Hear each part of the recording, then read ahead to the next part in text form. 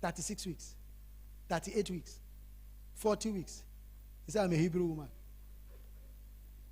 I'm a Hebrew woman. And then when they give birth, they say, did he give birth through normal? Or celebrate God that baby has come. You say, which one is normal? Which one is abnormal? Which one is abnormal now? No, let's talk to ourselves. Which one is abnormal? So that one is abnormal, but then this one. May the Lord deliver Africans. I say it again. May the Lord deliver Africans. We that are here, may the Lord deliver us. All my children were 2 CS. Is it abnormal? So my girls are not, they are now abnormal. But when they're going in the street, they're abnormal.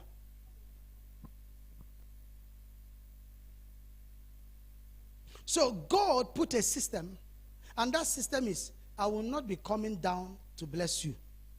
Every time human beings are created, I'll come down, I'll bless them. Another human being is created, I'll come down. No, this is the system. Follow this system. So Abraham practiced it, Noah practiced it, Isaac practiced it, and it continued like that. Jacob practiced it. When it got to the turn of Jacob called his 12 sons and started speaking words of blessings into their lives. And started speaking words of blessings into their life. When it got to Joseph, he said things. It was when I saw what he said to Joseph, I said, this thing, I hope is not partial.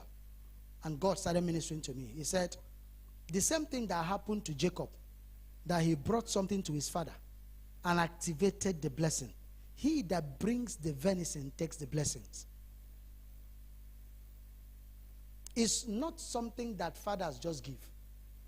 It's something that is activated. So consciously, I started doing things for my parents. Early January, I pulled down our house, family house, where my parents are. I pulled it down. I finished building it around mid-April or thereabout. I built it for 3 months. I knew what my mother was saying to me. I told my father, I said, you inherited your father's property. But of course, it was large. They've shared it among 3. Your father married 3 wives. You are the first son overall. They gave you your own. This is that. If you are not interested in taking your father's property, give it to your younger brother. And then the place they gave to you, let me see how I can set up 3-bedroom flat for you and build it for you. My father said, even when you have not done it. He started speaking again. Because my parents are separated, it makes me to do here, I'll do there, do here. It's a very big challenge for me. And my father knew I built a house for my mother. I did it for her first. And my father said he had, and he appreciated me. He blessed me. He said some things to me. He said, well done. Well done. I know it's not easy for you, but you are still stretching to see that we are. I said, sir, that's the only thing I can do. They live in rented apartment. I pay his rent for more than 10 years. I pay his rent every now and then. Now listen, I'm not saying this thing because I want to say it. I have siblings. I've spoken to my younger brother. I said, do whatever you can do. You are working. You are earning salary. I know you have other programs you are running, but do whatever you can do to always send something to your father. I know why I'm telling you this. I say you will not understand now, but you understand later. I've not been too open to him, but I kept on telling him. This thing is activated. So because I know the sources is spiritual and is biological, I position myself to be drawing it every now and then. Shame on you if you are still expecting something from your parents and you are matured. You can't be blessed. They will give it to you out of love, but they will deny you of your blessings. The only thing they owe you is not to give to you, is to leave an inheritance.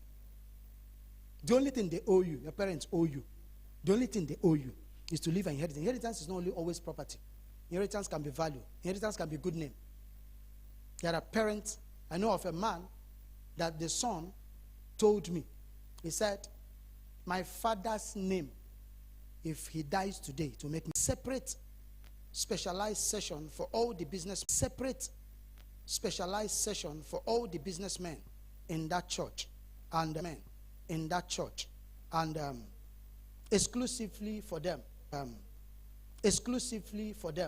the guy said to me, Share anything you know to be secret. Don't hide it from us. This is my core. The businessmen in this church are my core. So, went upstairs. We're not in the church congregation. After the first session, went upstairs. And part of the things I was sharing with them, I told them, it doesn't matter the kind of business you are into.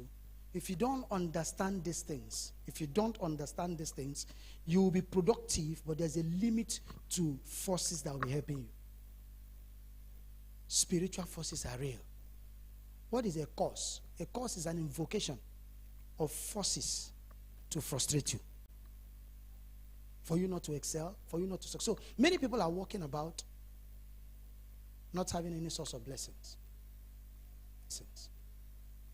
Many people are walking about not having things backing them up. Many people knows that there are offices you will enter. You will know that you are at the verge of getting it, but you didn't get it. There are opportunities that will come your way that you know that this one is consummated. Why is it shifting?